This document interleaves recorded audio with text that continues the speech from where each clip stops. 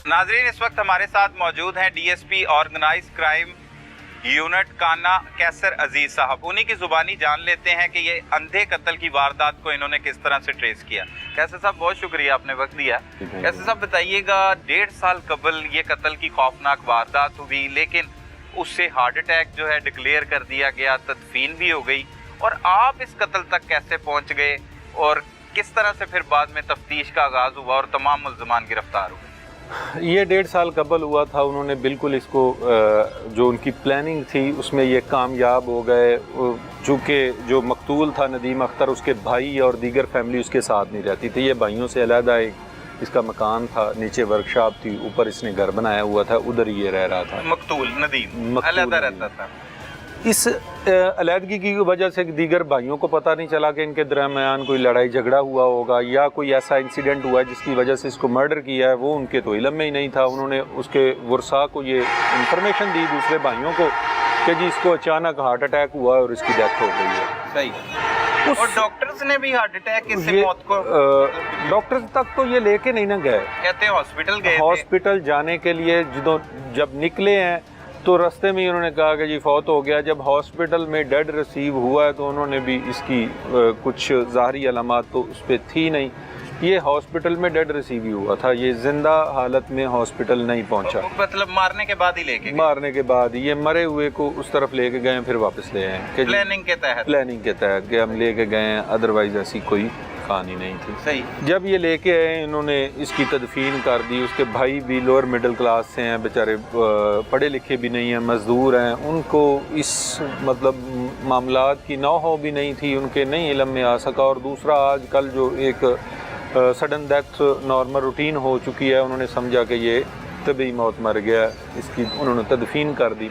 अपनी तरफ से ये तो क्लियर हो गए ना, ये क्लियर हो गए, मामलात इनके ठीक चलते रहे। लेकिन जब इंसान इतना बड़ा क्राइम करता है ना, तो उसने अपनी बात किसी ना किसी से ज़रूर, उसके अंदर से एक बेचैनी रहती है कि हम ये क्राइम कर चुके हैं।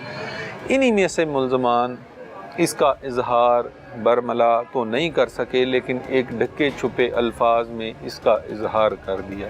अच्छा, एक आधे मुल्ज़िम ने एक मुल्ज़िम ने, गुलाम मीरा ने शायद, आई थिंक सो। जी। सही। वो बात निकली, लेकिन इस बात पे कोई यकीन नहीं कर रहा था। वो इन्फॉर्मेशन हमारे पास भी है, हमारे बिशारत एएसआई साहब हैं, उनके पास ये इन्फॉर्मेशन आई।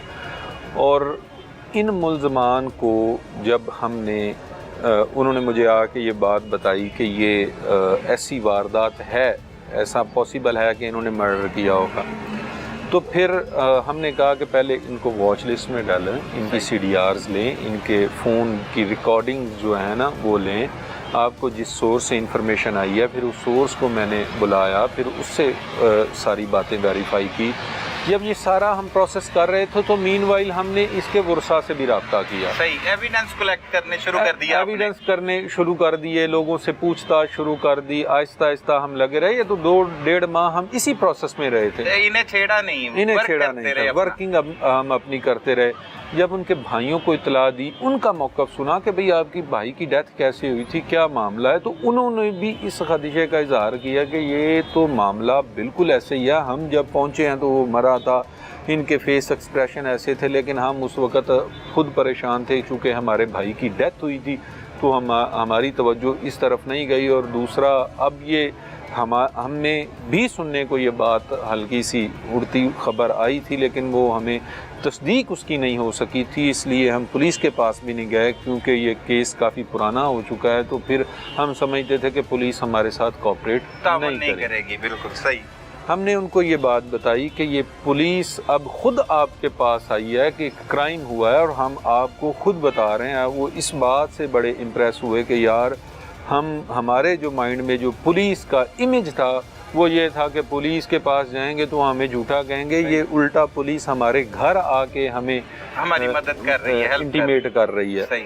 तो फिर उन्होंने भी अपने तौर पे कुछ वर्किंग की। फिर उनको जब इस मामले की हकीकत का इदराक हुआ तो उन्होंने फौरी तौर पे इधर थाना काना में एक एप्लीकेशन गुजारी कि जी हमारे भाई को मर्डर किया गया है। یہی سٹوری ادھر انہوں نے بھی ویریفائی کیا کہ بھئی یہ 1.5 سال قبل ایک ہونے والے وقوعے کی اچانک ایف آئی آر جو ہے نا ہم دے رہے ہیں، کوئی ابھی بات نہیں ہے، لیکن وہ انہوں نے ہائی اپس نے سینئر افسران سے جب ڈسکس ہوا انہوں نے کہا بالکل جی ہماری ادھر 100% جو ہے رجسٹریشن ہے اور کرائم کی فری رجسٹریشن ہے، اس کو بلا تعطل ایف آئی آر ہونی چاہیے، اگر میرٹس پہ یہ خارج ہو، اگر جھوٹی ہوئی تو خارج ہو جائے گی۔ بالکل درست بات ہے۔ انہوں نے افسران کا یہ موقف تھا، فوری طور پہ ایف آئی آر درج ہو گئی، ندیم کا بھائی مدعی بنا اس میں، ندیم کا بھائی مدعی بنا۔ صحیح۔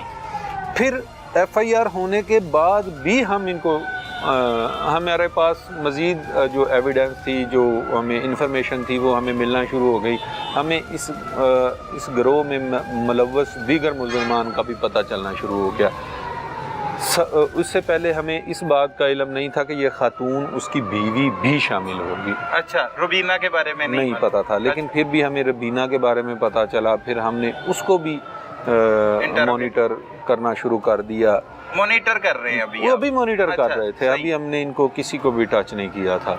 جب ہمیں اس بات کی شیورٹی ہو گئی تو پھر ہم ان میں سے جو 2 ملزمان تھے عمر اور غلام میرا، ہم ان کو لے آئے۔ پہلے عمر اور غلام میرا کو لائے، حراست میں لیا۔ اب ان کو حراست میں لیا تو ہم نے ان سے ساری بات علیحدہ علیحدہ کر کے پوچھی۔ پہلے تو وہ ظاہری بات ہے کرائم کرنے کے بعد کوئی فوری طور پہ مانتا نہیں ہے، لیکن ان کی باتیں بالکل ایک دوسرے سے میچ نہیں کر رہی تھی، جھوٹ بول رہے تھے، ہر معاملے میں جھوٹ تھا۔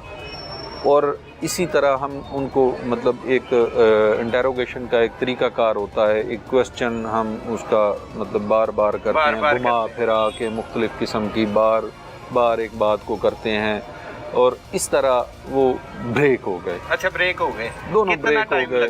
یہ کوئی 1.5-2 گھنٹے کے بعد، 1.5-2 گھنٹے کے انٹرویو میں یہ بریک ہو گئے۔ پہلے کیا کہانیاں بناتے تھے، کیا بتاتے؟ پہلے تو انکار کر رہے تھے کہ نہیں جی میں تو ادھر گیا ہی نہیں، میں کسی کو عمران کو بھی نہیں جانتا، میرا اس سے بھی کوئی تعلق نہیں ہے، مطلب وہ ان کرداروں سے لا تعلقی کا اظہار کر رہے تھے۔ لیکن آپ نے پہلے ہمارے پاس ایویڈنس موجود تھی، ان کے پاس ان کے رابطے تھے، ہر چیز تھی۔ وہ جب ان باتوں پہ جھوٹ بول رہے تھے تو ہمارا شک مزید پکا ہوتا جا رہا تھا۔